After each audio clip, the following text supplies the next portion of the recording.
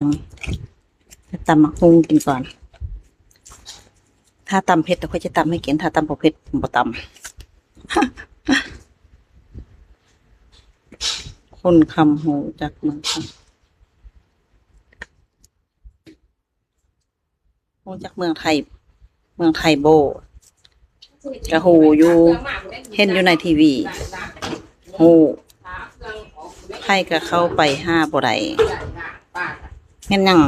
ไพ่ก็เข้าไปห้าบ่ได้เมืองอ่านก่อนนำไปดูมาพูดอะไรงามครับขอบคุณครับเที่ยงขบุญไก่ถ้าขบุญที่มาอันบอกกับปุ่นนี่แมนไม่เถาหันตั้งซอยเมย์แล้วไม่เถาเมียว่าเปียกเพื่อนกับเปียกอายุนาสายนีโอพาพบกันอยู่วัดนาสายโอ้โหโอ้โหโอ้โหใส่ไปใส่บ่ได้กองวงจรจับทั้งเรือทั้งตัวบ่ได้มีแต่ทัดหมาเจ๊แต่คนเดียวทัดไหวบ่ได้ค่อยๆอยู่ในถ้ำดีแมนอยู่ในถ้ำปลอดภัยที่สุดจะวันนี้ออกจากถ้ำเราได้นัดเบิ้งออกจากถ้ำเนาะตั้นแล้วมาเรียนเราก็จะมาจำสิ้นก็จะมาเรียนปฏิบัติธรรมทั้งแต่ผมแต่งึดเนาะเจ๊ออกจากถ้ำแล้วตอนนี้นะออกจากถ้ำเมื่อวานนี้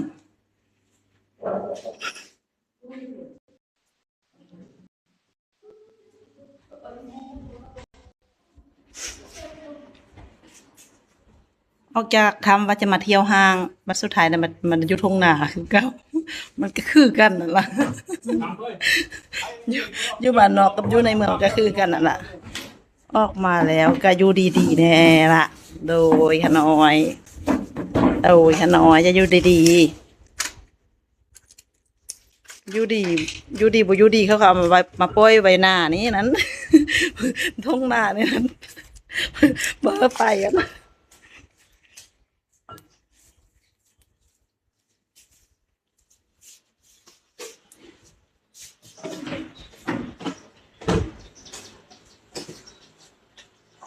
คนบ่เคยเห็นเซเว่นแม่แหละบ่เคยเห็นมาสิไปเที่ยวเซเว่นสักหน่อยแต่กลับได้มาอยู่ที่ทุ่งนาคือเก่าคิดว่าจะมาเที่ยวในตัวเมืองว่าสิเอ้ยมันอะสุดท้ายเลยมาออกจากทุ่งนา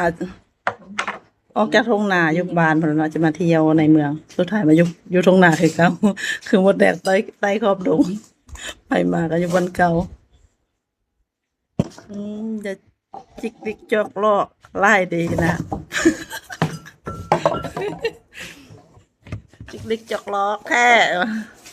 ก็จิกกระจอกแท้จิกวิกจอกลอกเราเป็นตาสั่งบ่อ่านบ่พิมพ์ดีกว่าโอ้ยโดยขอโทษบางทีก็อ่านบ่หมดเตก็อ่านอยู่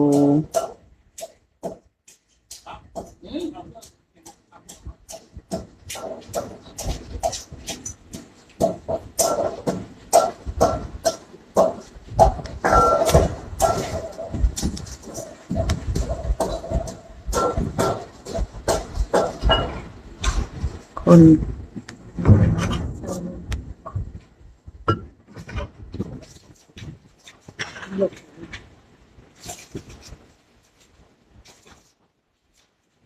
ตอนนี้อาเฮ็ดเวียกอยู่สร้างเตียงโอกาสนาใส่เนาะพบไผบ่ได้ดอกพบไผบ่ได้เพราะเป็นขบวนใหญ่มากถ้าไปก็ต้องไปเป็นขบวนแต่ตอนรับบ่จะตอนรับบ่ล่ะ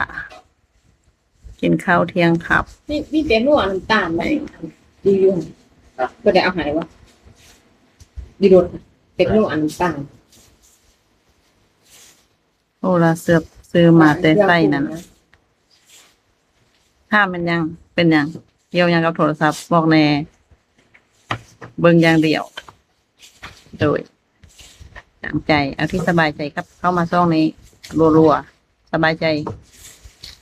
เอาที่สบายใจสิบอก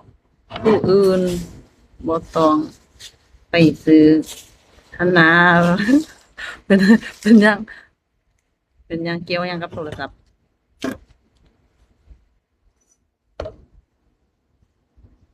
มาเที่ยวเมืองแล้วมาดูแมคโครอะไร อะไรนะแมคโครมาเบิ้งรถจกมา